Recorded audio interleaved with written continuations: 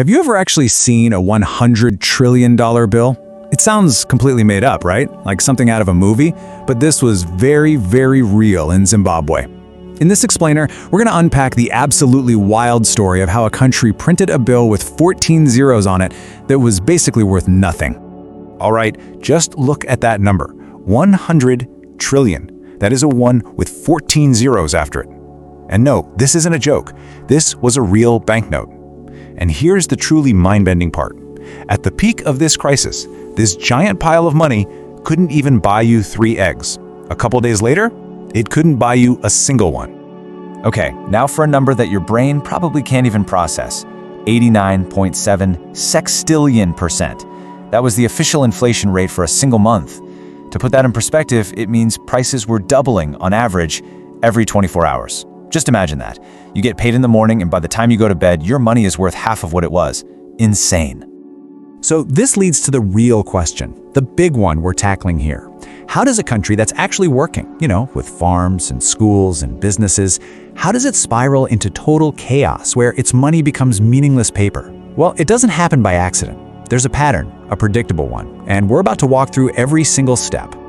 You see, to really understand the collapse, you first have to understand what was lost. And this might surprise you, but Zimbabwe was once a huge success story. It was widely known as the breadbasket of Africa. I mean, in its first decade after independence, the country was genuinely thriving. The economy was humming along, growing steadily.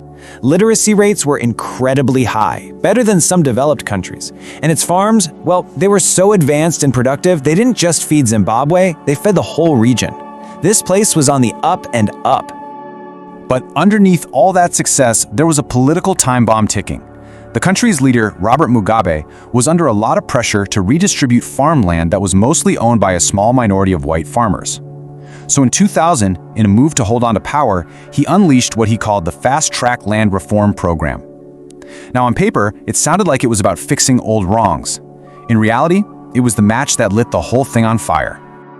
And that single political decision kicked off a chain reaction, a cascade of dominoes that would bring the entire economy crashing down. It was the beginning of the end. So think about it. Thousands of highly productive farms were seized, often violently, and handed over to political allies who had zero idea how to farm. So of course, agricultural output just fell off a cliff.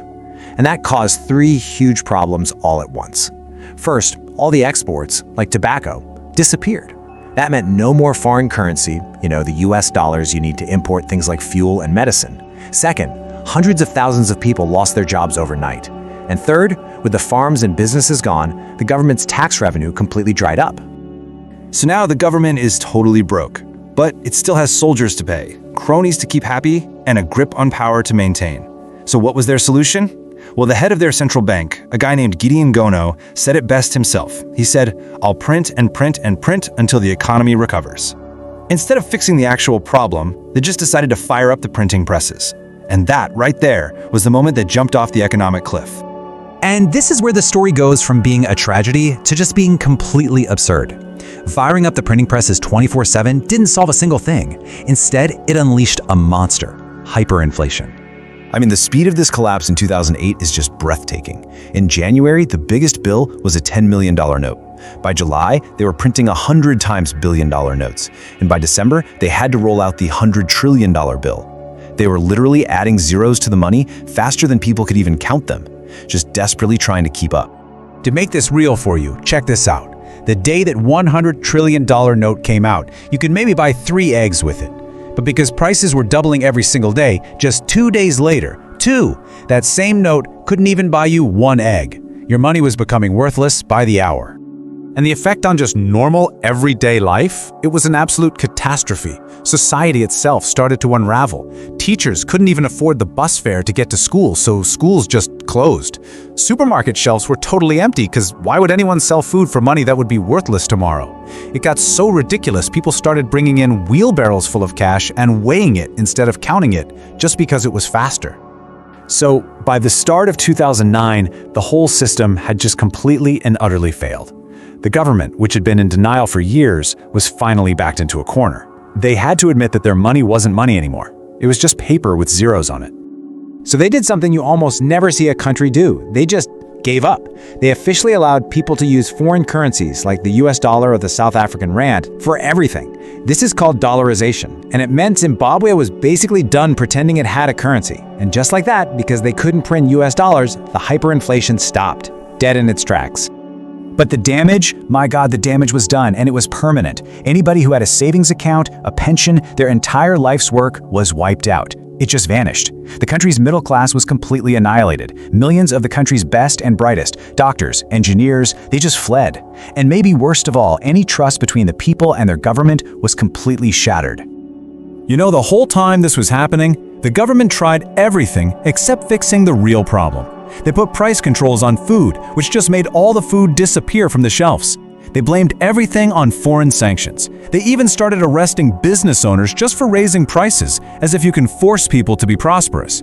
Every single fix was just a way to avoid the obvious. They were printing too much money. So why are we talking about this? Why does a story from more than a decade ago in Southern Africa matter to you today? Because what happened in Zimbabwe wasn't some freak accident, it was a textbook case. The historical pattern that we've seen happen again and again and again, everywhere from Weimar Germany to Venezuela. And here is that pattern. It's a 5-stage playbook, really. Step 1, a political crisis messes up the real economy, the part that actually makes stuff. Step 2, the government just prints money out of thin air. Step 3, people realize the money isn't real, they lose faith, and inflation spirals out of control. Step 4, leaders go into total denial and start blaming everyone else. And finally, Step 5, the currency completely collapses.